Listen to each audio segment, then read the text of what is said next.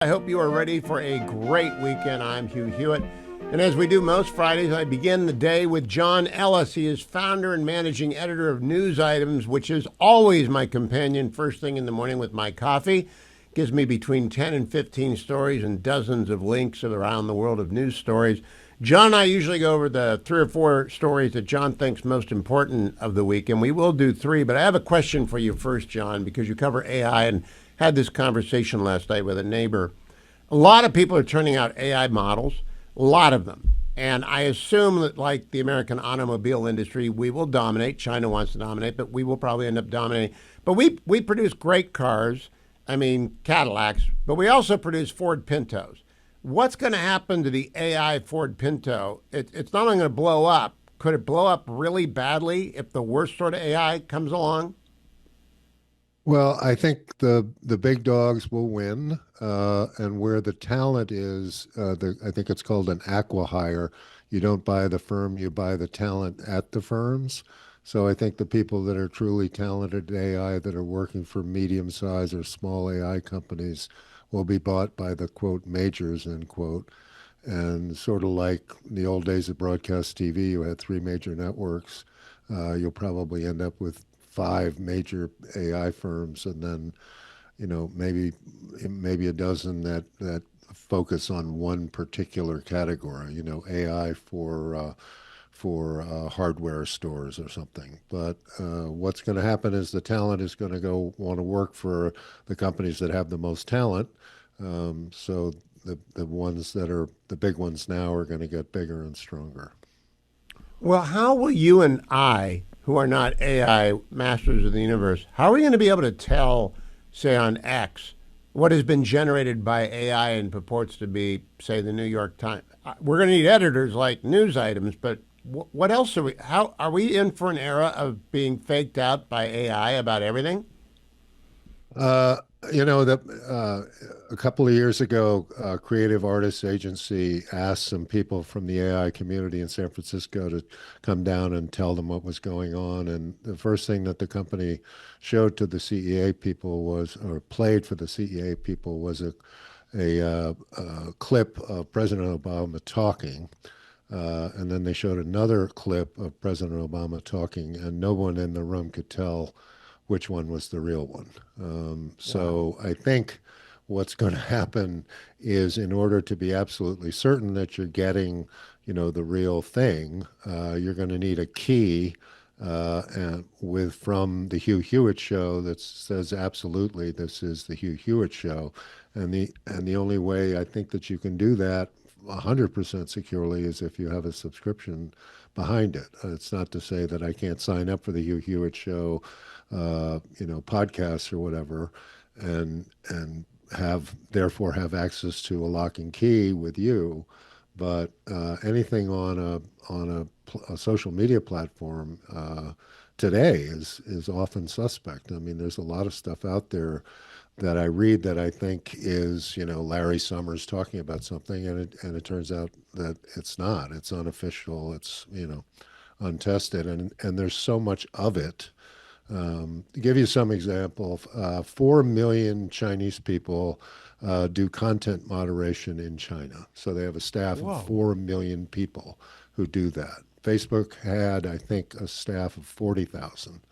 And Facebook has a larger audience collectively than does the Chinese people. So it's, AI is taking us into a lot of places where it can do enormous amounts of harm and it can do enormous amounts of good.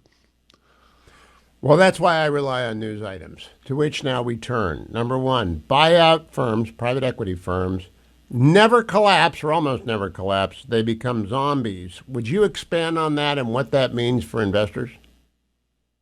Well, private equity, began in the late or the 80s, I guess, and out of it came major firms like KKR and Apollo and Carlyle and Blackstone.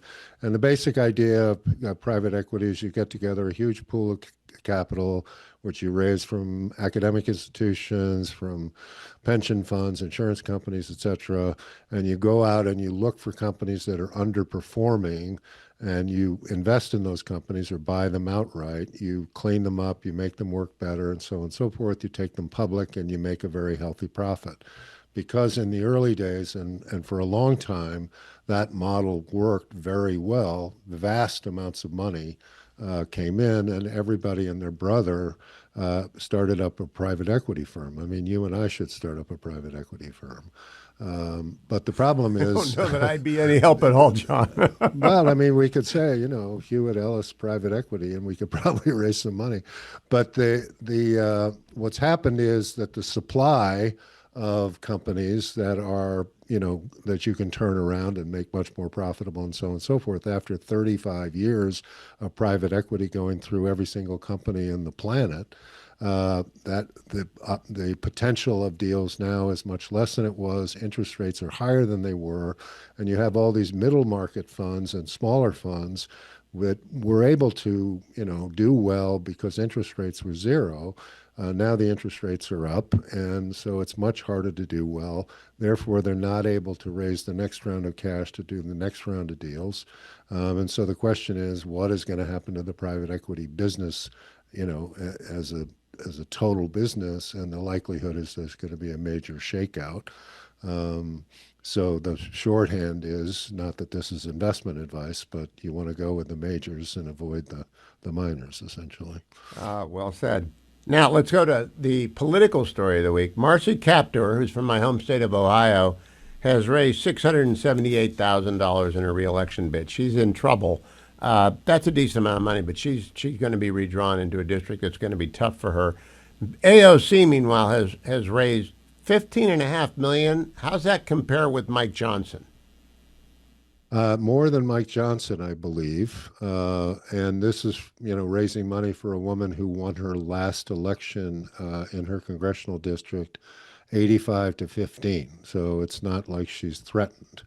I think it was in the Wall Street Journal, this story. I thought it was really indicative of where things are, because if the Democrats are going to recapture the House, which they keep insisting that they're going to do because the historical pattern is that the party out of power does well in the midterms, then they're going to have to heavily finance the more moderate candidates like Marcy Kaptur, and try to, not distance themselves, but keep some distance from the left-wing wing of the party that's represented by AOC. And instead, all the money's going to AOC and not much money's going to Marcy Kaptur, which would seem to indicate that the Democrats' belief that history will sweep them to victory in 2026 is perhaps not promising.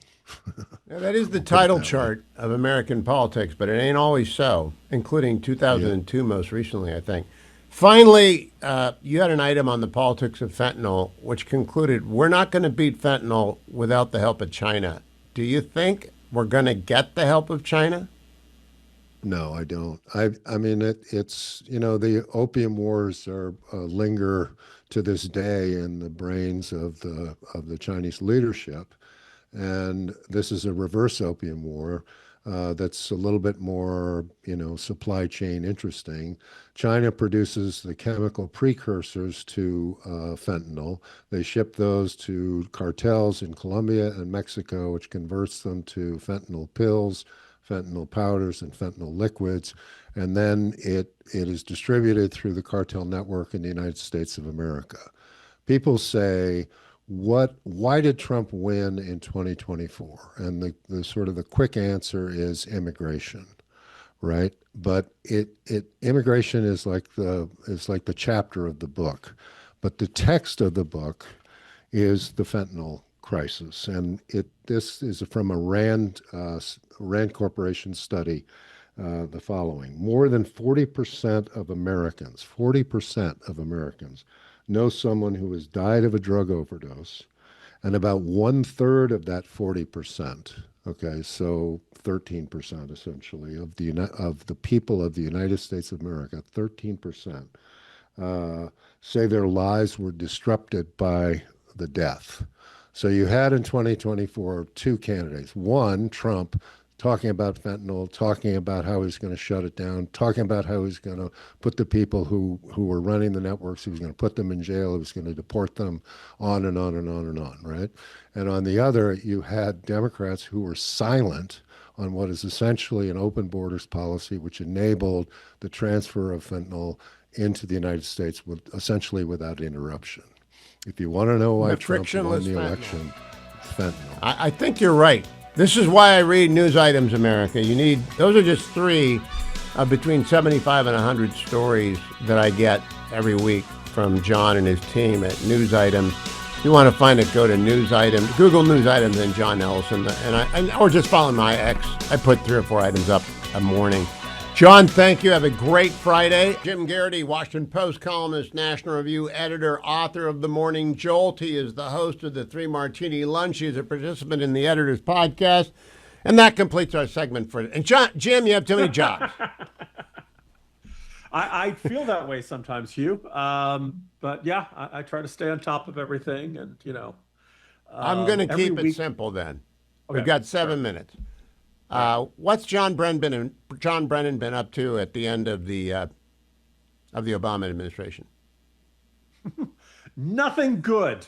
So I guess the question, for a long time, I kind of struggled with the question of, did I dislike Brennan or Clapper more? And my sense had always been Clapper testifying before Congress, asked a direct question about spying on the American people. And he says, no.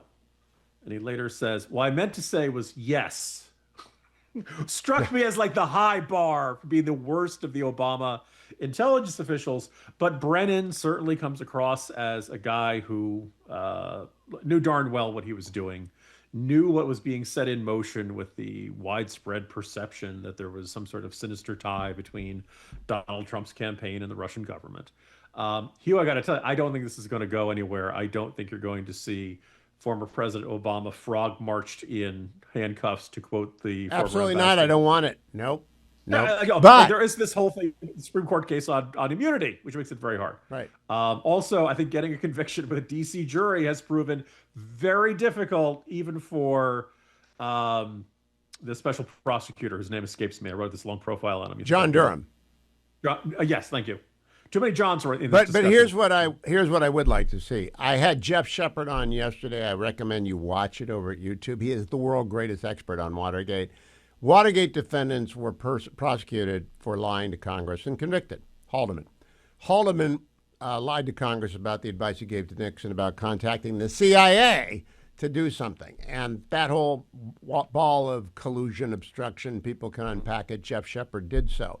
If Brennan participated in Langley, which is in Northern Virginia, the Northern District of Virginia, in cooking up a scheme and then lied to Congress about it in 2023, he's within the statute of limitations. Do you want them to look into that? Because I think he is the source code for all this nightmare that was Russia.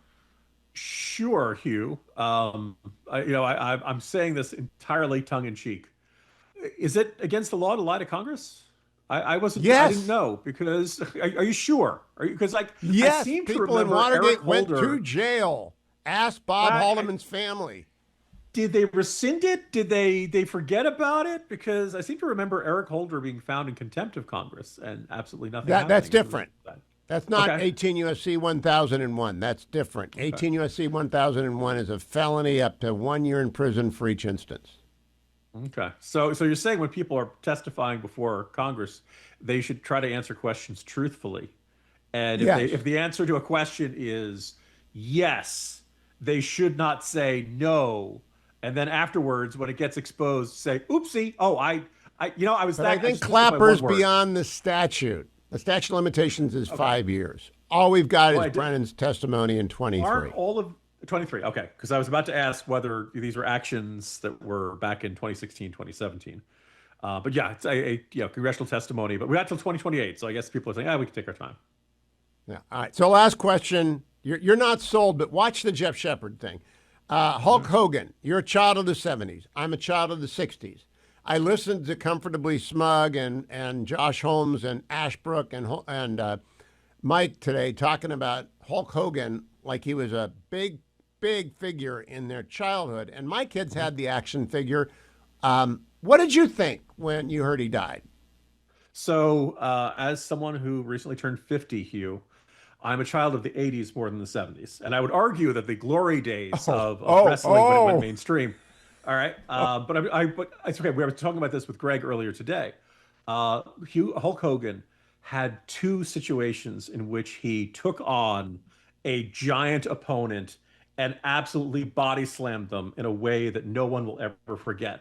The first was Andre the Giant, famous for the Princess Bride and everything else. And the second was Gawker.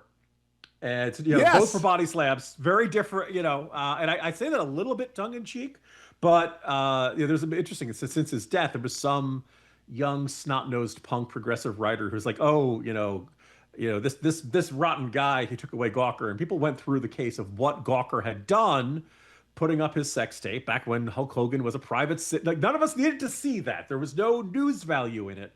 And with the help of Peter Thiel suing them into oblivion, and God bless, and also just like, you played the video of Hulk ripping off the shirt, and I think that even if you're the most like hard left progressive reporter on a campaign last year, my age, if you were a kid in the 80s, you saw that, and you're like, oh, that's just so awesome, and you may have used you did talk about that on Three Martini Lunch today?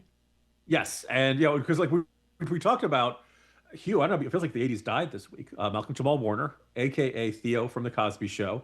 I'll just say, Denise! And everybody is going to know exactly what episode I'm talking about.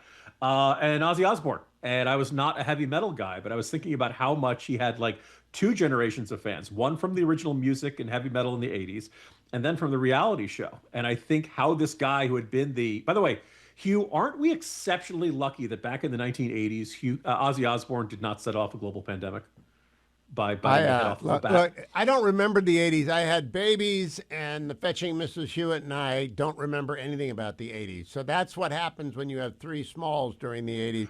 But the kids of the 80s, 70s were the decade nobody remembers. And if you remember the 70s, it means you weren't really there. I was there, and I barely remember this.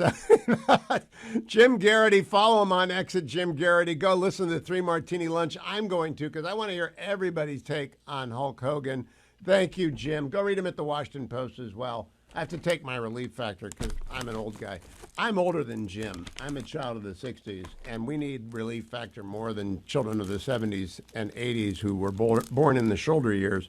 And the reason I do is because I lifted the desk I'm working at here today the wrong way, but I got my 6 miles in today. Yes, I did. Back on the road. And so relief factor, I take it on the air. I want everyone to see it. I want everyone to hear it, whether you're watching on the Salem News Channel, listening on one of our affiliates, for the simple reason I believe in it. I take it every day, and I want you to. It helps you recover. It helps keep away the minor aches and pains, and it's less than $1 a day for the starter pack, which is $19.95. Call 1-800, the number 4, and the word relief. That's 1-800, the number 4, and the word relief. Or head over to their website at relieffactor.com, relieffactor.com. You will thank me. And I thank you. I'm going to continue to ask you for 2 more weeks to help the people out in Texas. Food for the Poor is sponsoring a drive to get them help. The banner is Help Texas at the top of HughHewitt.com.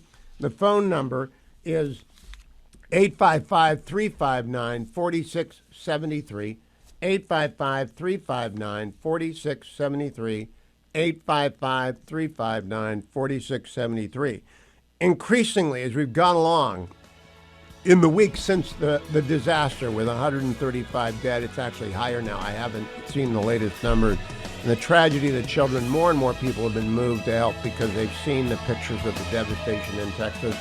Please join that crowd. You can also text my name, Hewitt, to 51555, or go to HughHewitt.com. The banner Help Texas is there, or call 855-359-4673. It's Friday, so we are lucky when Matt Continetti is in the house. Matt is the Senior Director of Domestic Policy Studies at the American Enterprise Institute, a columnist for the Free Press, the Washington editor for Commentary Magazine, and one of the participants in the Must Not Miss Commentary podcast, which was taped in an extraordinarily bizarre series of times this week But we are going to get to John Brennan because Matt is, like me, a John Brennan fixated person. But before that, we got to do the very serious stuff about Gaza and Syria.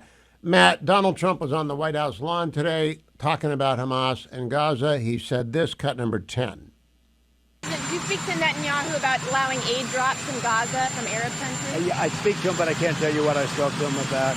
But it was sort of disappointing, although I told you. I told you, when you get down to those last 20 hostages, you get down to that last 10 or 20, it's going to be very hard for Hamas to make a deal because they lose their shield, they lose their cover. We got a lot of them out. A lot of them. We took a lot of bodies out, too. You know, so many of the parents said, please get my son's body back. And we're able to do that. We got a lot of people out, live and people that are not alive. But it was very important to the parents to get their son back, even though they knew their son was dead. And then cut number 11. Yeah, Gaza, they pulled out of Gaza. They pulled out in terms of negotiating. It was too bad. Hamas didn't really want to make a deal. I think they want to die, and it's very, very bad. And it got to be to a point where you're going to have to finish the job. They really, they asked for things. Don't forget, we got a lot of hostages out. So now All right, so Matt, I think they want to die. Israel's got to finish the job. I think the president's right. What do you think? I do think the president's right, Hugh. I think his comments expose some of the leaks that have been coming out of Washington in the past few days, telling of a split between Trump and Netanyahu or frustration on Trump's part. Those quotes, those anonymous quotes, clearly wrong based on the president's comments today. Once again, he and Prime Minister Netanyahu are on the same side against radical Islamic terrorism. And I think his comments reveal a couple of things. The first is, remember, the ideology of Hamas and organizations like Hamas, they proclaim that they love death more than they love life. And you see that playing out in Gaza right now, where the Hamas is doing everything to persist in this humanitarian crisis, attacking the food distribution centers run by the Gaza Humanitarian Foundation, bullying the UN into not delivering aid to the Gazans because Hamas would rather have the Gaza population starve so that they could win propaganda points than actually allow the aid to enter. And you see this in the negotiations as well, where it seems that there was the possibility of a breakthrough, but at that very moment, Hamas upped the pressure on Israel. Why would they do that, Hugh? Well, it's because at the very same moment as these negotiations were ongoing, the European countries were condemning Israel, calling for a ceasefire without the release of the hostages. And then you have this latest news of the French saying that they'll support a Palestinian state in September, rewarding terrorism. That makes Hamas emboldened, and it led to the collapse of these talks. It's a very unfortunate situation, but I think the president's right. Israel will have to continue its military campaign in order to try to release the remaining hostages.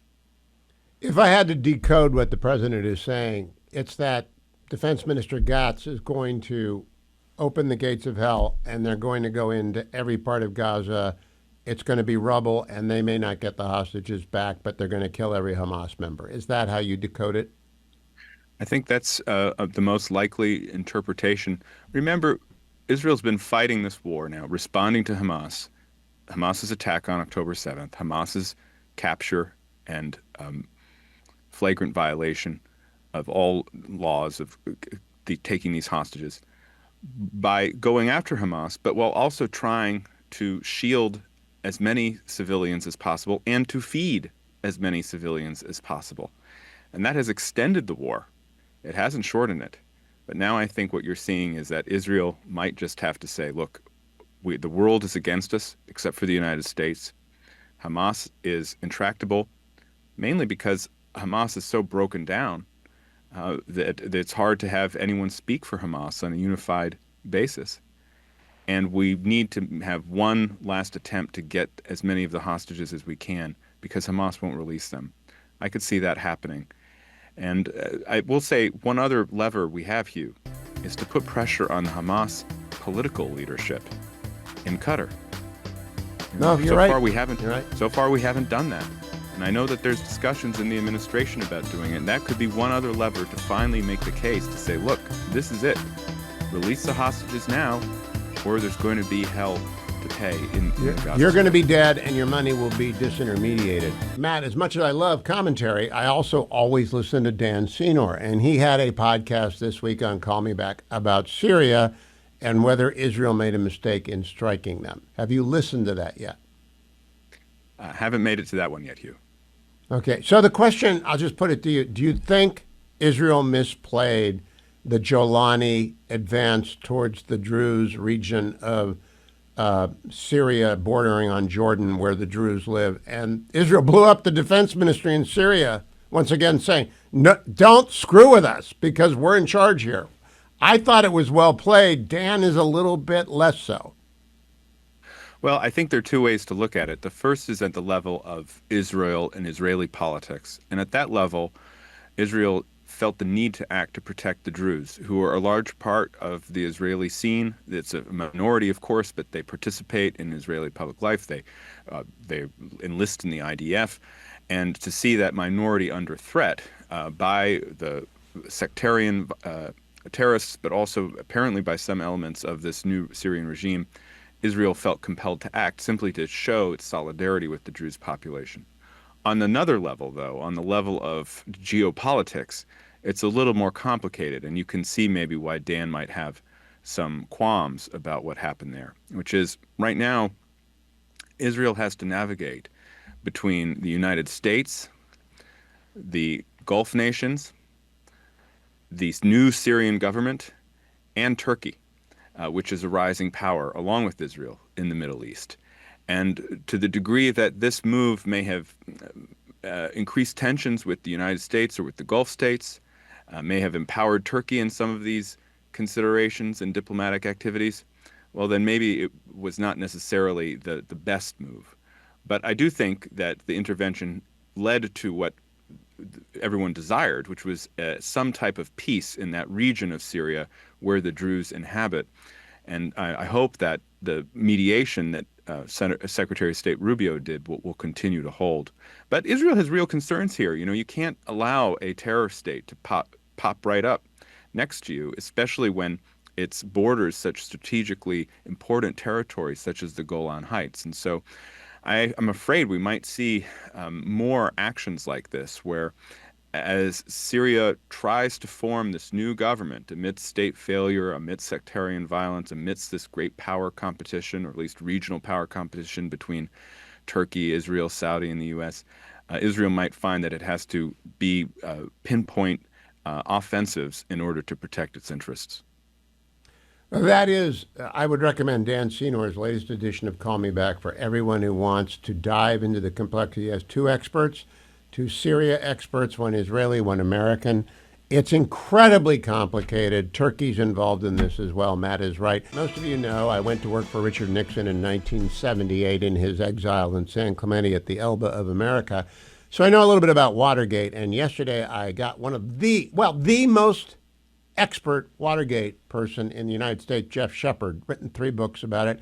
He was a lawyer in the Nixon White House from day one until the last day, and he knows everything about Watergate. And he knows about the smoking gun tape, and he knows at the heart of that is a conversation in which Nixon talks with Haldeman about directing the CIA to do something.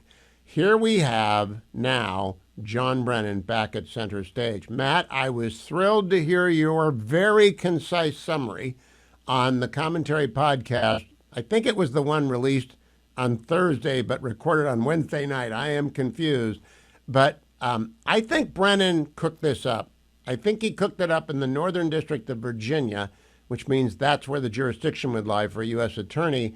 And I think he lied about it to Congress in 1983, so the statute of limitations has not run on 18 U.S.C. 1001. Ought he to be prosecuted if, in fact, he did lie to Congress? Yes. And I think that's where the strike force at the Justice Department that was announced this week after these revelations should be looking primarily. I did listen to your interview with Jeff Shepard, Hugh. It was a great interview. And I thought that the parallel is very interesting. Well, of course, we don't have a taping system, so we don't know what was said in that White House meeting that Tulsi Gabbard spoke about earlier this week. But we do know what came out of that meeting, and that was this new intelligence assessment that apparently was rushed, that apparently contained information that we know to be false, that Brennan knew to be false, regarding Putin's attitude toward Trump. And that's the big issue here. The intelligence community knew that Putin hated Hillary Clinton for decades and wanted to cause as much damage to Hillary Clinton as possible during the 2016 campaign. But the intelligence community did not believe that Putin was pro-Trump, right? That distinction is important. But then after this Oval Office meeting, after Brennan rushed this new intelligence assessment, all of a sudden, the Democratic administration in power ahead of Donald Trump's inauguration in 2017 began propagating the myth that Putin was pro-Trump and acting in collusion with Trump. And this, of course, generated the entire Russia controversy, the Mueller investigation. It tied up Donald Trump's first 2 years in office. It is a national scandal on the scope of Watergate, I believe. But what's even more remarkable is there's another scandal, and that's the Biden scandal, which is even worse than Watergate in some ways. There are too many scandals to count, Hugh. Yeah, but I want to focus on Brennan because of something Andy McCarthy said in his most recent McCarthy report, your friend and mine, longtime federal prosecutor. He never thought that the intel agencies could be corrupted at the top. He thought there might be rogue people in the ranks, but that the top would take care of it. Comey's kind of a doofus, and Clapper's kind of a doofus, but Brennan is a sinister figure, and I don't know if you think this. I've only met him once. He gives off a sinister aura, and maybe he intends it as such. And I want to know if he lied to Congress. That, if I were Trump, I would pardon Obama in a nice theatrical display because we're done prosecuting presidents who've been former presidents.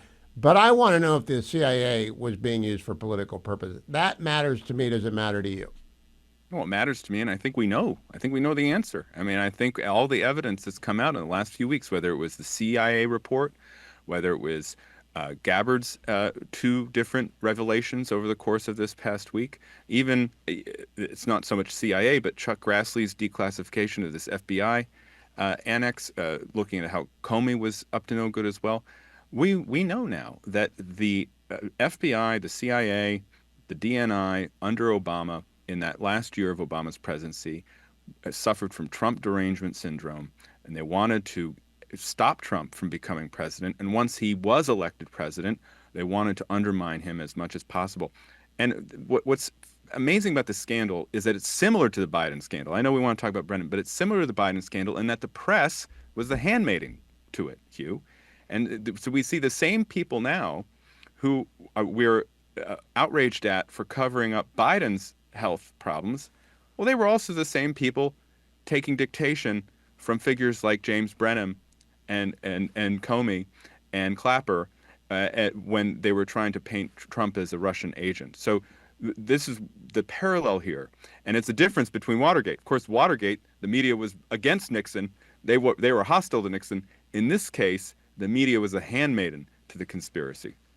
Yeah, I mean, I think legacy media is shattered beyond repair. I used to have a long guest list. It included a number of people from legacy media. I no longer have them on. I don't believe I can trust what they say, especially after Jake Tapper's book. And I know a lot of people gave Jake and Alex Thompson a lot of trouble over the double standard that they think those two engaged in. But the reporting is there. A lot of legacy media was in on this. They knew. And the people who knew didn't say. Do you think they're shattered? Oh, I think they are shattered, and I think that they're being brought to heel in a lot of ways when you look at what's been happening in the media world just in the past week, whether it's the cancellation of the Colbert Show or the changes that are coming to Paramount and to CBS with this new merger. I think you see some accountability beginning to take place, and that's important. And I think people are focusing on the Trump angle in all these media fights, Hugh, but I think that's wrong. I think it's a broader cultural shift, a shift that we saw in the 2024 election, is that everyday Americans no longer trust the legacy media. They think that it's biased. They think it's corrupt. It's uninteresting and partisan. So they're going to new platforms. They trust in individuals, and they're going to follow those individuals no matter where they're speaking or writing or communicating. And I hope that some of these old institutions will begin to understand this new reality and embrace the way that Americans want to receive information and want to receive analysis, because otherwise they're going to go the way of the dodo. I think they're doomed. I think they are dodoed. I'm coming back with Matt Continenti for 2 more segments because we've got to talk about Matt's a child of the '80s. We got to talk about Hulk Hogan, and we got to put him in the right frame. I listened to the Ruthless podcast today, and they spent 30 minutes on Hulk Hogan. Matt and I are going to spend about 6, but it still needs to be talked. I'll do it in reverse order with Ben Domenech next hour. I am a child of the '60s, born in '56, and that means for me, the cultural icons are the Beatles and the Stones and Bob Dylan and Laugh-In. People in the '70s, Jaws, Terry Bradshaw, Disco, Saturday Night Fever. Matt, you're the '80s. That's MTV, Bird, Johnson, Jordan, and Hulk Hogan. I mean, were you a Hulk Hogan guy? How can you not be a Hulk Hogan guy? I mean, I can't even conceive of not being a Hulk Hogan guy. I loved Hulk Hogan as a child. I loved him as an adult. His speech at the 2024 RNC was one of the most remarkable speeches I've ever seen.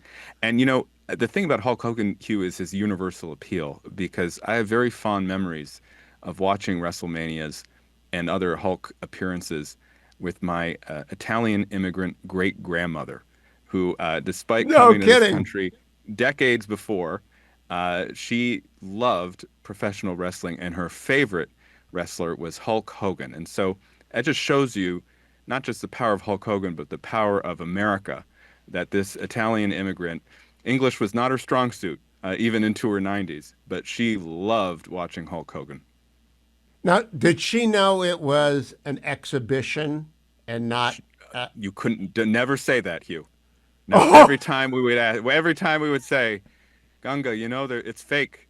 Oh no, she'd deny it. Yes, it was real to her. Well, whenever someone becomes an action figure, and they're real, and my boys who are your age roughly, they had Hulk Hogan action figures, then the culture is being impacted. And I think Terry dying, that's his real name, rather suddenly at 71 is a shock to the system that reminds about mortality. Matt Continenti, thanks for the extra time, because I wanted to talk one more thing about Hulk Hogan. I took my boys to one WWE event, and The Undertaker was there, and I thought, this is just not for me. I'm not going to do this again. And the boys loved it, but, it just wasn't for me. My question, who is the culture shaper that children are impacted by now? I know there's Paw Patrol, but that little kid, I mean, when you go from 7 to about 15 is when culture impacts you. Who is it today?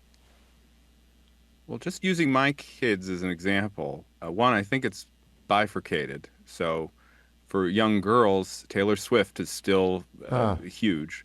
And for young men, I think it's mainly professional athletes. So I would say a figure like Patrick Mahomes, maybe Joe Burrow. It's more NFL players. I think that's where the big impact is. Morgan Wallen, music. So they're different. They're different kind of stars. But I think that just speaks to how the culture is fractured, Hugh. And also, what's interesting about the younger, at least kids, my children's age, kind of preteen, they know who Hulk Hogan was, and they wanted to talk about him and his legacy. And amazingly to me, my daughter even knew who Ozzy Osbourne was and wanted to talk about Ozzy Osbourne, who I was also a fan of. So I think that it's not only fractured, but a lot of the people who were important in past decades still kind of carry on. They have a long shadow into the present. And of course, who we just saw on the screen, Donald Trump, he's that way too. He's someone who kind of became famous in the 80s, and yet he's still such a giant figure today. Our children and my grandchildren, your children and my grandchildren will be talking about Donald Trump for the rest of their days. It is that. It's concrete, and they're going to be inevitably impacted. Matt, have a great weekend. I appreciate your taking the time. I recommend the commentary letter bag, which was, Thursday's episode, but it released on Friday. I don't know when it was, but it was great. get back to your regular schedule next week. Thank you, Matt Continetti. Follow him on X at Continetti. Coming up, Ben Domenech and I are going to go in reverse order through the news of the week that I just did with Matt. But I do want to remind everyone out there that I have made the switch to Consumer Cellular, and I want you to try it yourself, consumercellular.com/Hugh. You don't have to give up. You don't have to sacrifice savings for service. You can have both great quality and you can have great service. And you don't have to get taken to the cleaners. Call 1-800. I got to find the numbers, guy. 1-800-411-4454. 1-800-411-4454. 1-800-411-4454. When you call them or when you go to consumercellular.com, it'll take one button and you'll be talking to a live person in America about what your phone bill is now, what you're paying for data right now on your cell phone, and what you could be paying. You can keep your phone, you can keep your number, you can keep your data, but you can save a lot of money. For example, 2 lines of unlimited data if you're over 50 for $60. That's a pretty good deal. But you might not need unlimited data. You might need only 5 gigs or 10 gigs.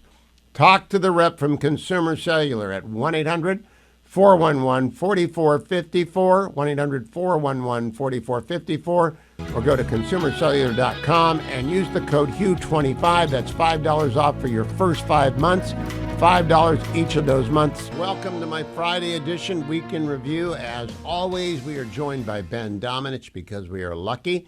Ben is a contributor at Fox News. He has got his own newsletter over at The Transom. He's editor-at-large for The Spectator. And now the Big Ben podcast is out there. It's a fabulous edition this week. Mary Catherine Ham joins him on the Big Ben podcast. Ben, I want to think your Big Ben podcast dropped before Hulk Hogan died. Am I right? Yes, you are correct. In fact, immediately as soon as that happened, I wished that I had had the opportunity to obviously weigh in on it. Mary Catherine tweeted this out, but it's been a rough week for 80s babies like myself and her. And we, having grown up, seeing him and everything that he brought to bear in his role. And of course, the iconic nature of his association with patriotism in America. It's just a huge loss and quite honestly, surprising, I think. I mean, obviously wrestling years are kind of like dog years, I kind of feel like. But it's hard to lose someone that iconic from, at least in my case, my childhood.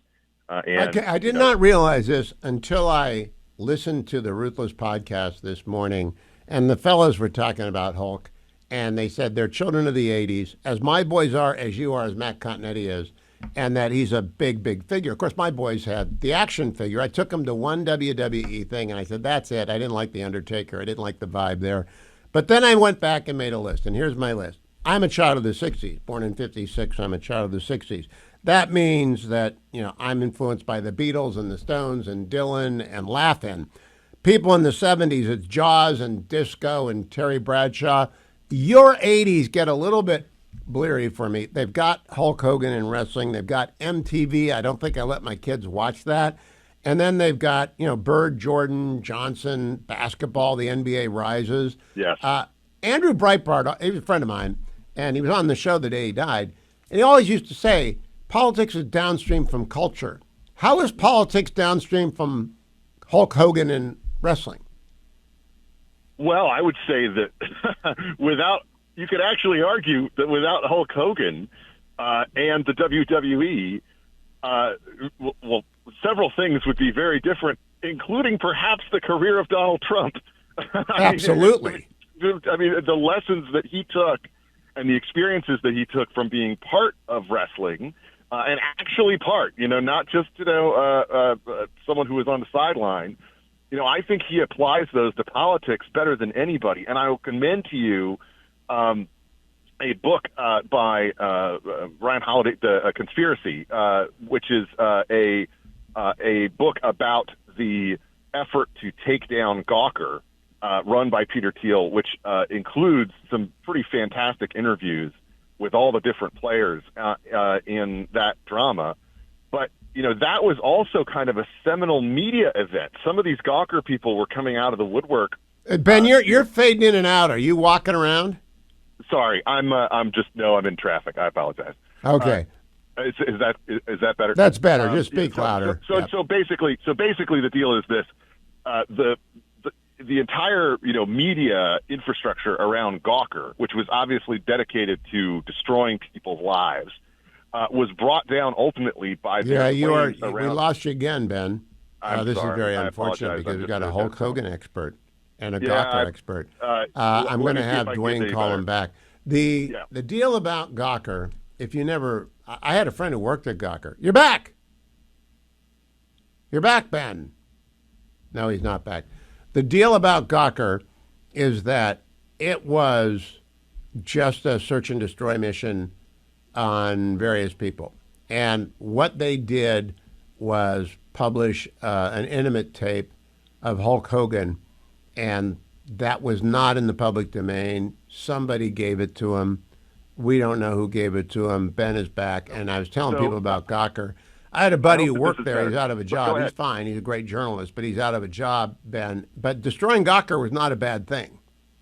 No, destroying Gawker was a very good thing. And in fact, I think it set a pivotal point in terms of the relationship between... Ben must be in the north. I'm going to guess he's in North Carolina. No, I'm going to guess he's in the Outer Banks. God, because D.C.'s not that bad. You're gone, Ben. So I'm going to guess, or he might be in Arizona, in the wilds of Arizona, when he comes back. But I was talking with Generalissimo before the program began about the list, and I gave you the list. And by the way, if you listen to Ruthless Podcast, they were talking today about how they had gone to an Eagles concert, and they began to admit slowly, and they didn't realize it. Josh Holmes, Comfortably Smug, Michael Duncan, John Ashcroft, they're the fellas. And the fellas began talking about Hulk Hogan, but then they got into the music. They had gone, a couple of them had gone to a Chicago concert. Now, that's my music. That belongs to me.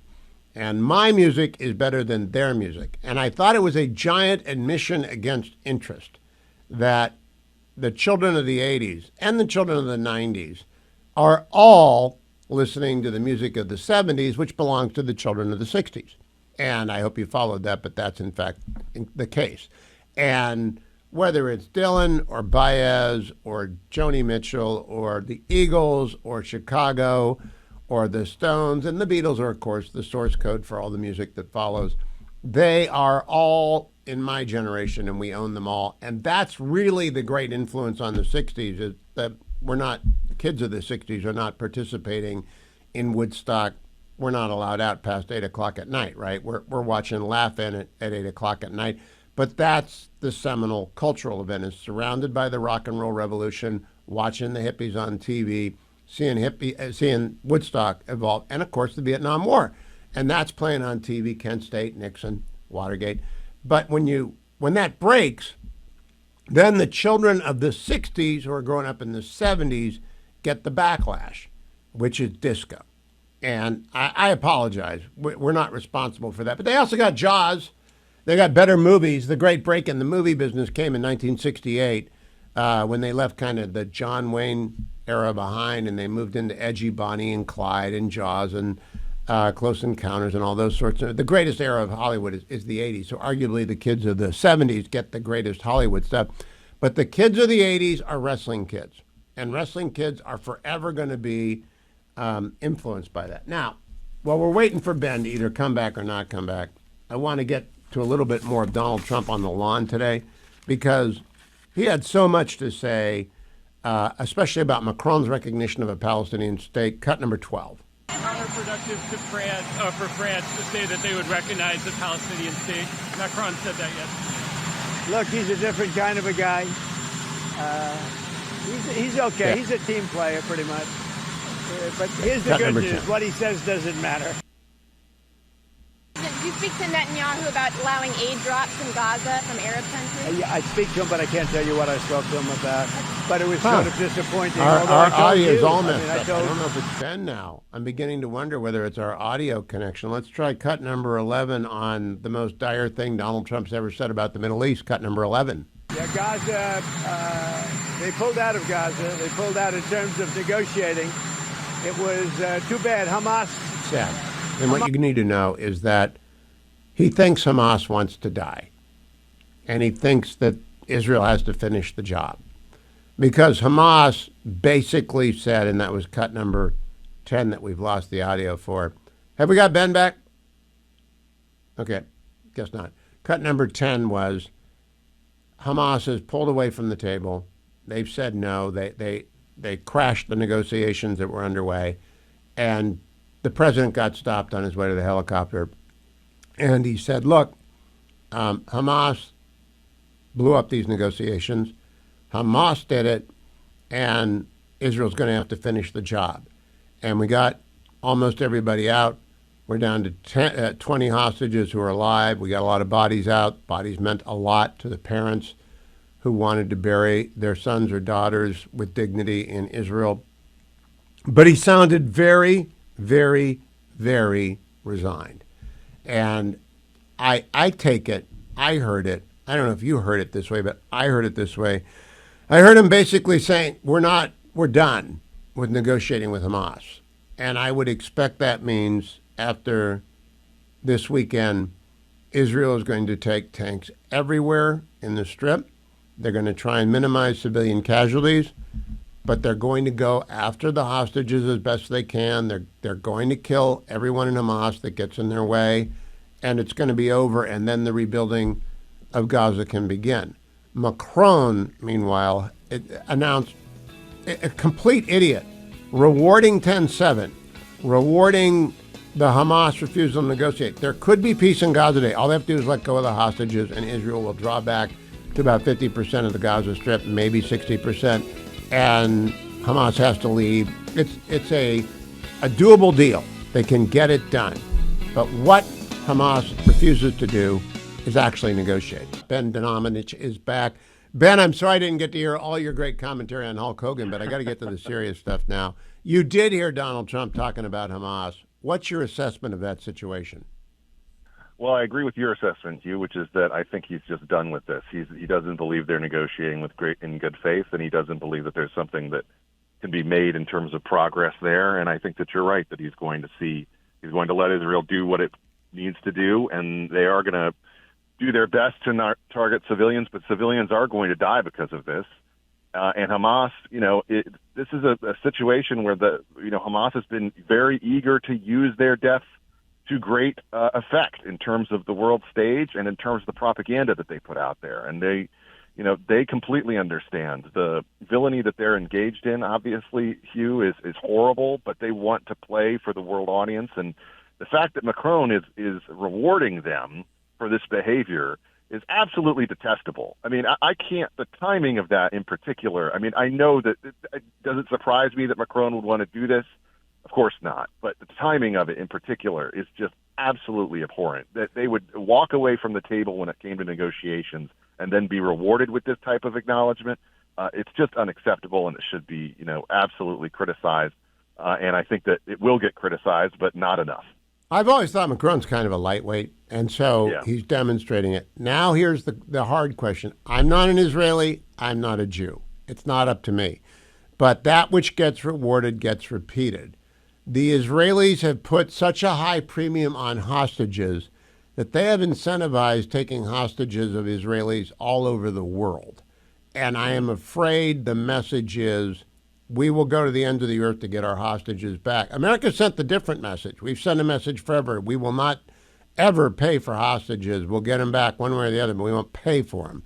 What do you think? Can Israel maintain this hostages as the number one goal, or do they have to fight wars without regard to hostages?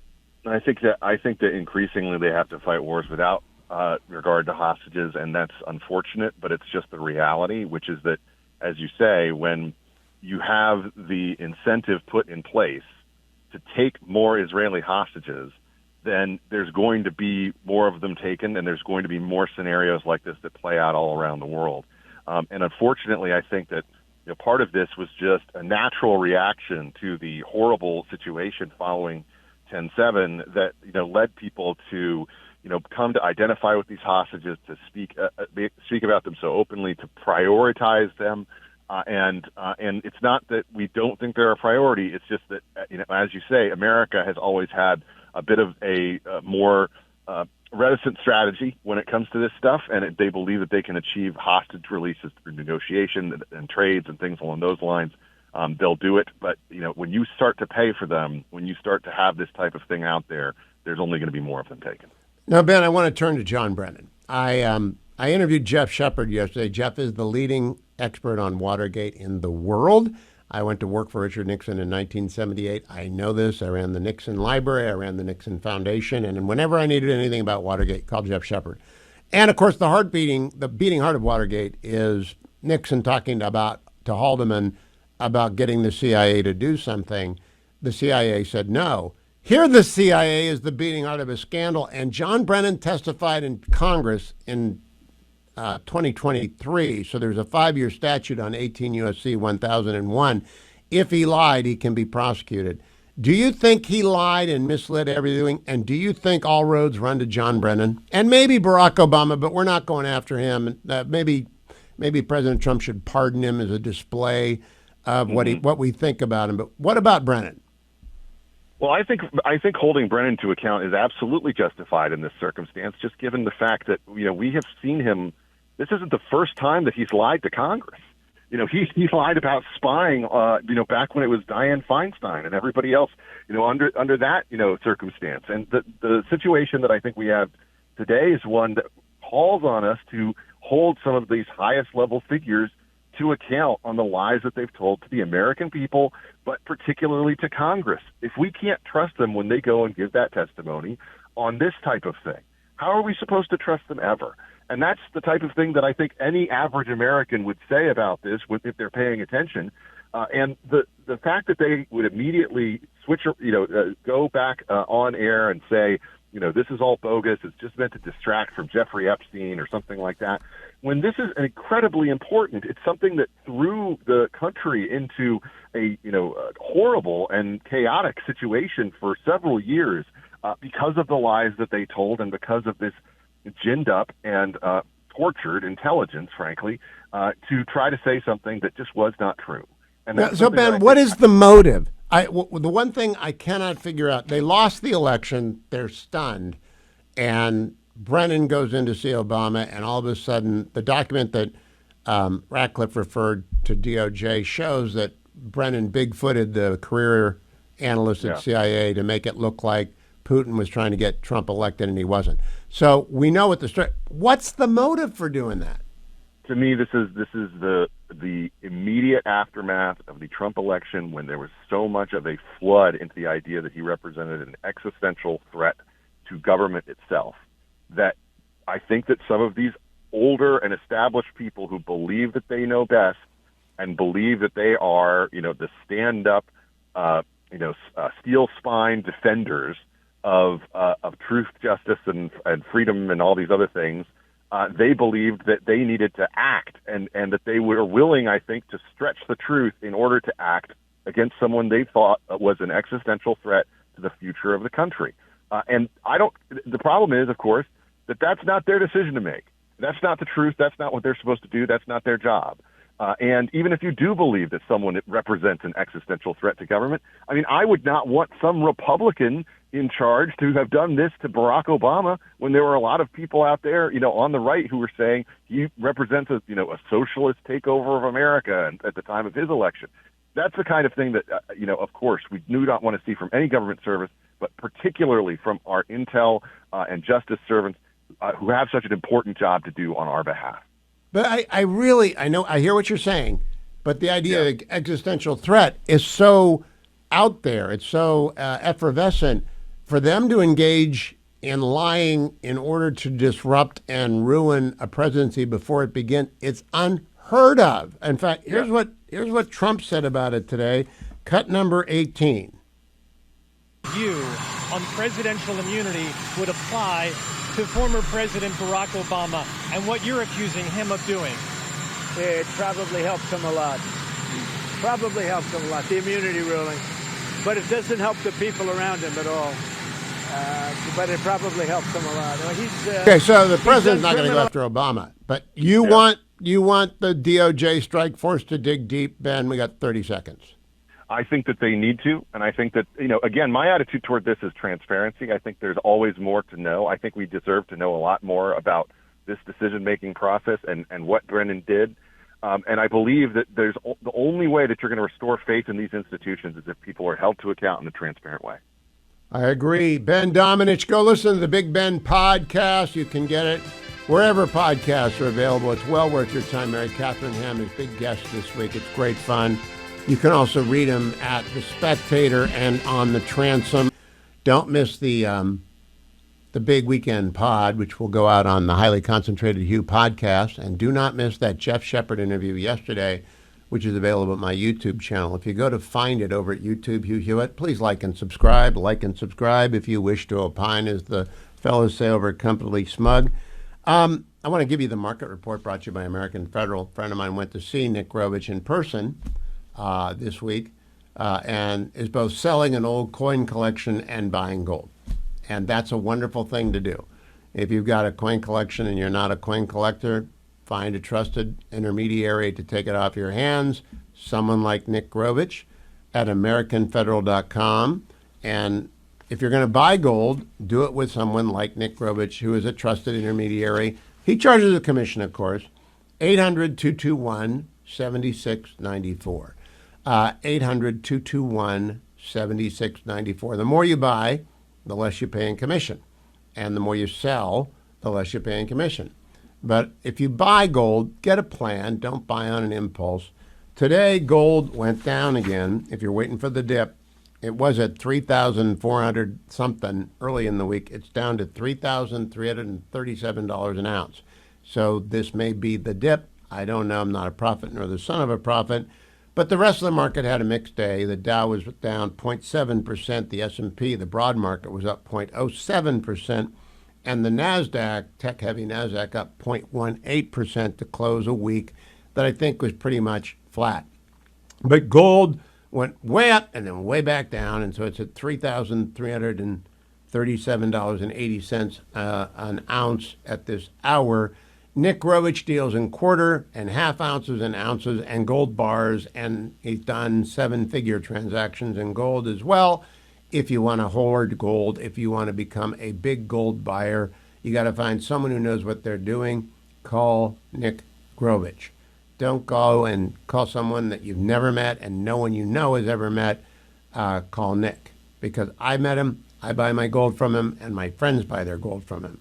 800-221-7694, 800-221-7694. If I can play the Donald Trump piece again on Hamas, cut number 11. Yeah, Gaza, they pulled out of Gaza. They pulled out in terms of negotiating. It was too bad. Hamas didn't really want to make a deal. I think they want to die. And it's very, very bad. Are you done with and it your- got Right to be to I a think they want to die is reality. They are religious fanatics who believe in martyrdom.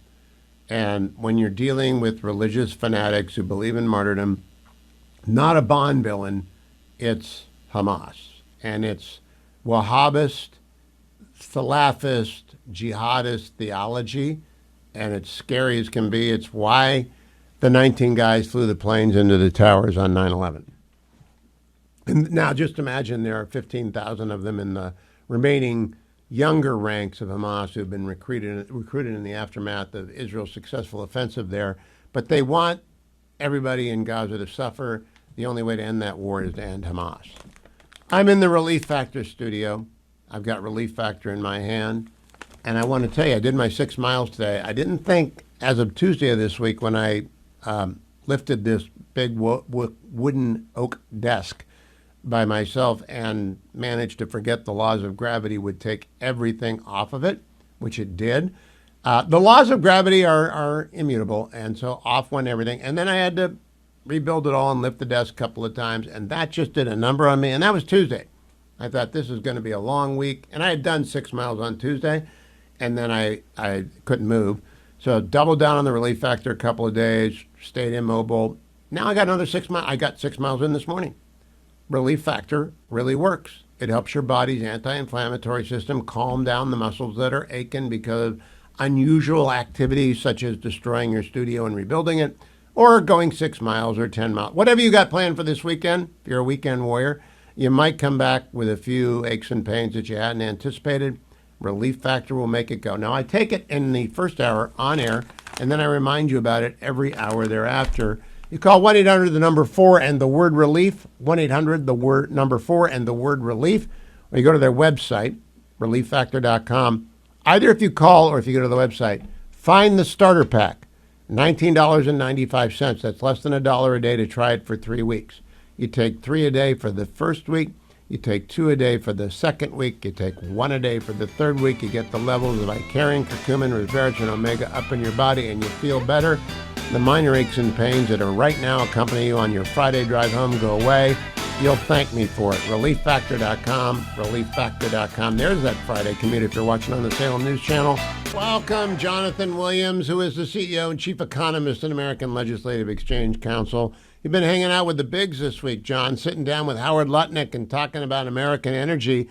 I am glad to read that Ohio is the future of energy. Isn't that the conclusion you reached?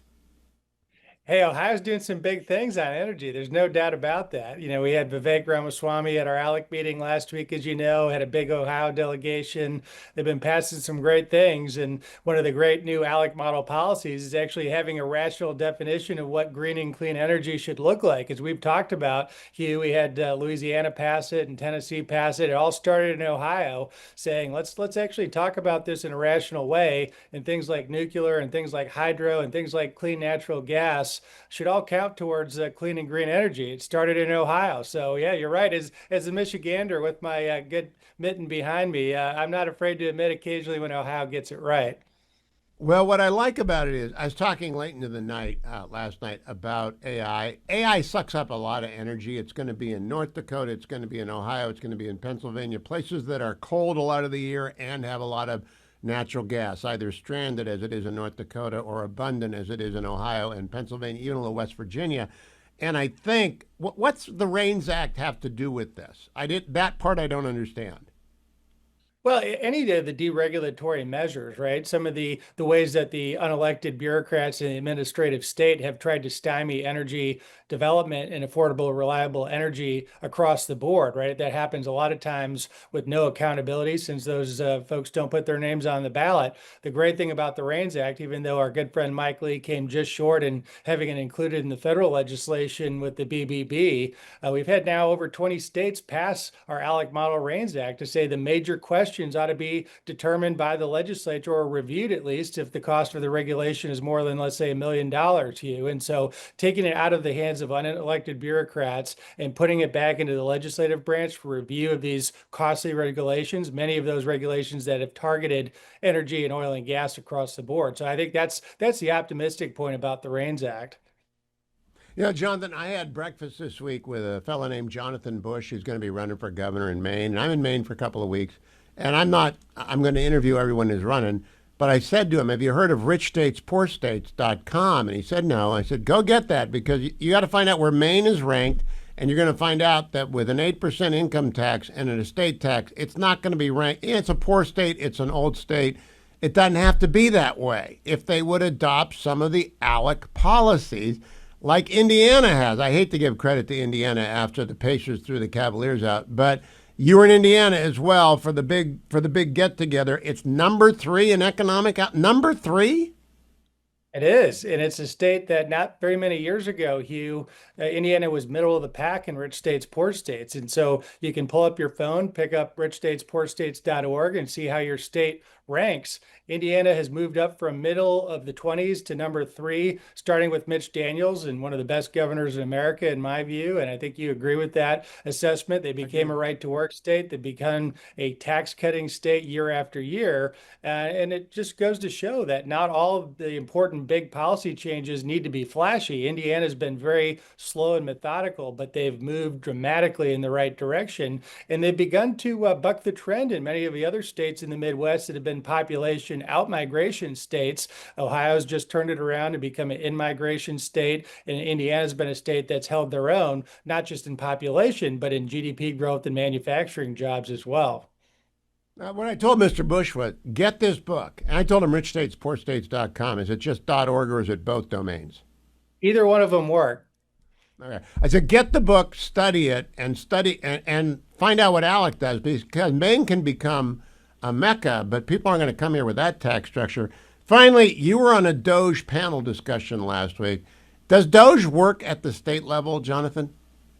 Well, it sure does. And I think our ALEC members are leading the way at taking the concepts that ALEC has been talking about for decades that then were popularized by President Trump and Elon Musk and Vivek with the federal Doge effort, and taking many of those same principles to the state level, because the dollars and the waste might be smaller dollar amounts at the state and local level, but they still exist, and the government still need to be reviewed periodically for ways to find government efficiency. Every single state, even the best run states like Utah, number 1 in rich states, poor states, are looking at things like this to continue to find that waste and inefficiency in government that's just inherent to government, right, Hugh? And so that's a great process. Our ALEC Government Efficiency Coalition continues to meet on a monthly basis. But I'll tell you what, Hugh, at our ALEC annual meeting last week, I was sitting there presenting on that panel. It was a standing room only crowd of more than 200 legislators and others just dedicated to this idea of how do we take this Doge idea and make it happen at the state level going forward, and not just a one-time and done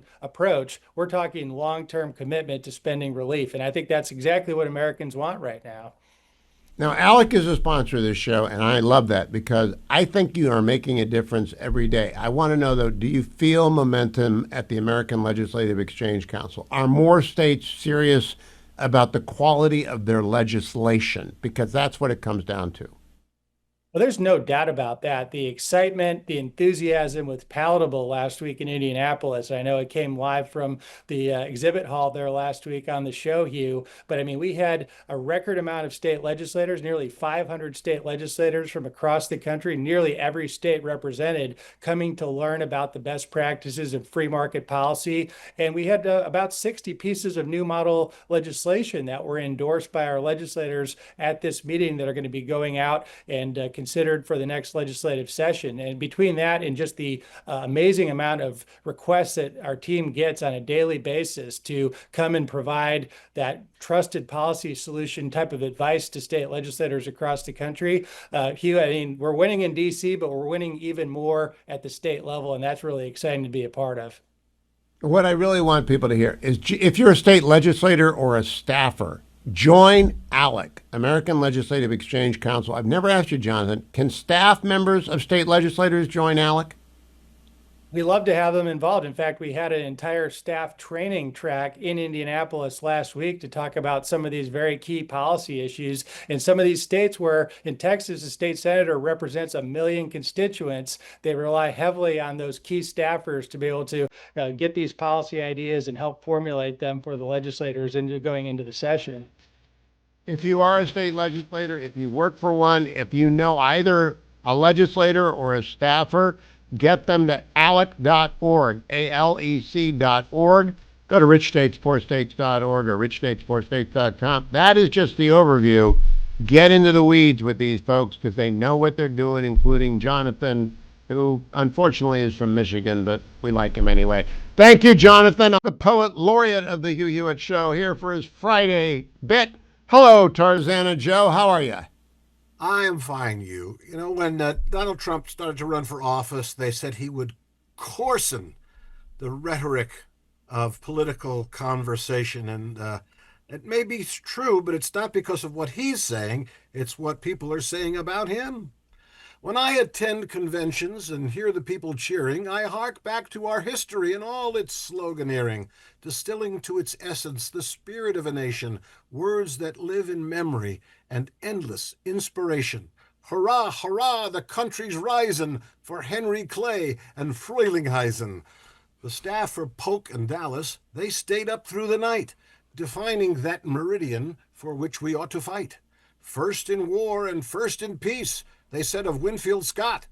The slogan is remembered, though he didn't get the shot. Now, don't you think it's passing strange that those who worked for hope and change, who claim to be the best and brightest, have no idea, no, not the slightest, that what they're saying in the main is nothing but a sad refrain, disgusting, non-productive, and endlessly profane. They should have poets on retainers, and so should late-night entertainers. So get those Rogers off your shelves and look inside them, or yourselves, and craft some terse and pithy phrases worthy of the people's praises that tell in just a line or three the future that you hope to see, or you will find your hopes defeated by expletives left undeleted. That's Coarse Discourse by Tarzana Joe. Well, Coarse Discourse is music to the ears of anyone who loves American history. I did not think old Fluff and Feathers, a.k.a. Winfield Scott, would ever get mentioned in a Tarzana Joe poem. So that's checked off the list. Well, how about Ted I don't know. Frelinghuysen? That I didn't even know what it meant. What's that all about? Theodore Frelinghuysen, senator from New Jersey and provost of New York University and chancellor, I think, of Princeton, was Henry Clay's running mate.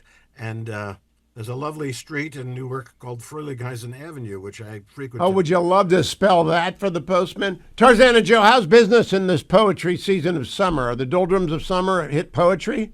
Absolutely wonderful. People are getting married. People are retiring. People are just pouring out their celebrating. Yes. Go to tarzanajoe@reagan.com. Send him an email if you need a poem. tarzanajoe@reagan.com. His rates are reasonable. His verses are always well received and applauded. And if you want to hear that one again, I don't even remember the title. What's the title, Joe? Coarse Discourse. Coarse Discourse will be posted at tarzanajoe.com. Thank you, Joe. Thank you, Hugh. Coming up, Dr. Larion and I finish our very long series on Winston Churchill's My Early Life before we pivot the next time to Winston Churchill's World War II memoir. You have time to go and order it